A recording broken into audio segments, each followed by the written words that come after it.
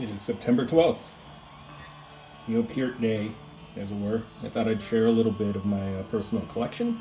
I go back to the Presto tour with these guys. I saw them in 1990 or 89 or whatever, and honestly, I didn't really like them that much, but I was soon in a band with a Rush fanatic, and I don't have any shirts from the Presto tour. The oldest shirt I still have is this from Test for Echo, which has almost no Rush anything on it. If you want something done right, and then on the back it says, then just forget about it.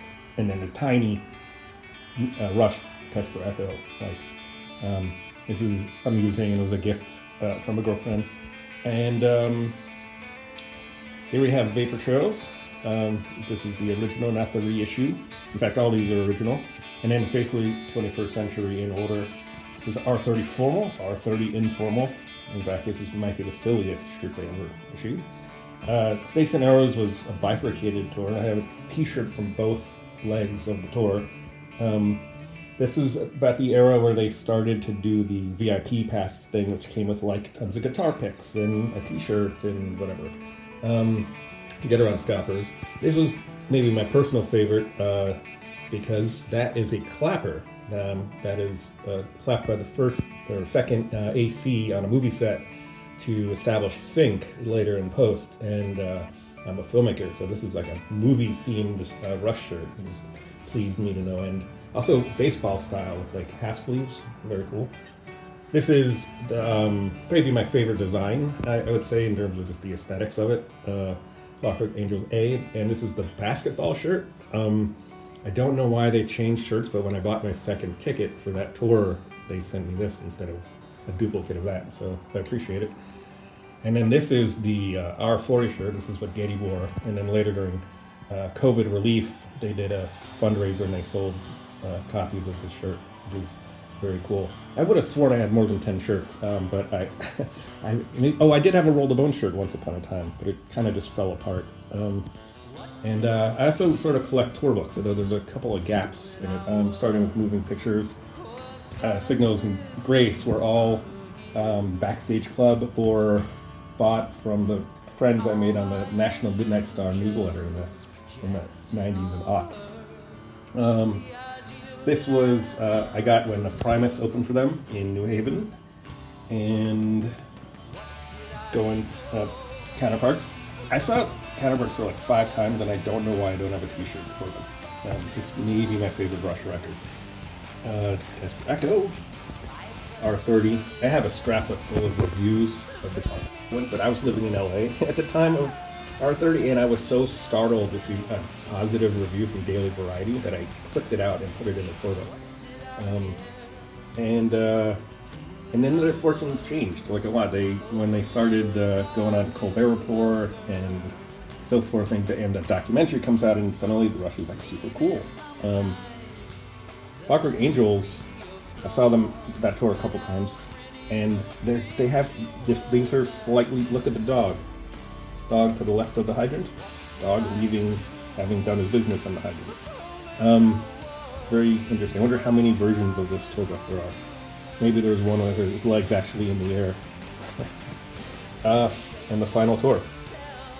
Saw him in New Orleans. And knew it was the last show.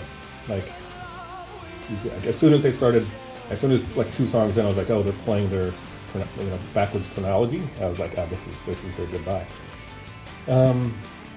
This is a Curio, 1976, November 25th, Circus Magazine. It's after 2112 and pre All the World's a Stage, so they're promoting it. There's a big article inside. This was just found on the street, and I thought, 76? I wonder if there's any Rush content in this thing. And I open it up. Not only is there like a whole frickin' article with interviews and stuff, but there's a hilarious ad, like a full-page ad. Here's the Rush things. You may recognize that in my Limelight video, I used a scan of this page. Man, first of all, the 70s. Woo! There's like Columbia Record Club ad in here. there's a whole thing about, for some reason, just the drummer of Aerosmith, and then interview with Chris Squire. Where is that full-page ad? The Runaways in '76. They didn't even have a record yet, but this is all, I'm sure Kim Fowley's doing. Page ad. Yeah, an inexplicable article on the sweat hogs of Welcome Back, Kotter. What is even happening? Get a load of this. That is the most 70s living room of all time. You got your sectional, your glass table, got your fake fireplace, and I assume a big old record player on All the World's a Stage. Specially priced 2 record set. I also want to point out, since it is Neil Peart Day, one of the best things about this article is right here. Look at the second paragraph. Neil Peart, who's the band's lyricist, is full of articulate, well-conceived explanations for every aspect of Rush's existence.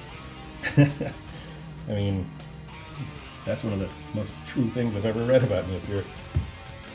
Anyway, everyone, as a final note,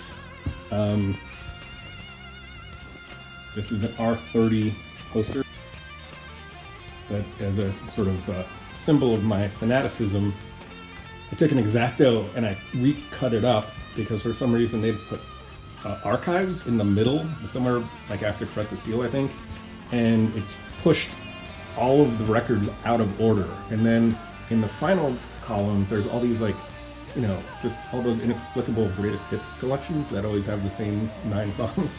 So I took an X-Acto, I stuck archives above it. 4 albums, live album. 4 albums, live album. 4 albums, live album. 4 albums, live album.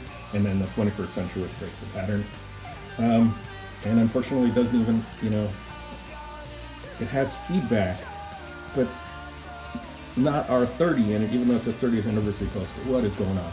Do we really need both halves of the Spirit of Radio comp? Anyway, I'd love to get the final full version of this someday. Or maybe I'll print it out and make a 5th column in this space there.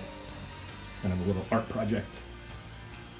Cheers to the boys and their enduring legacy, and of course, our dearly missed Pratt, the professor.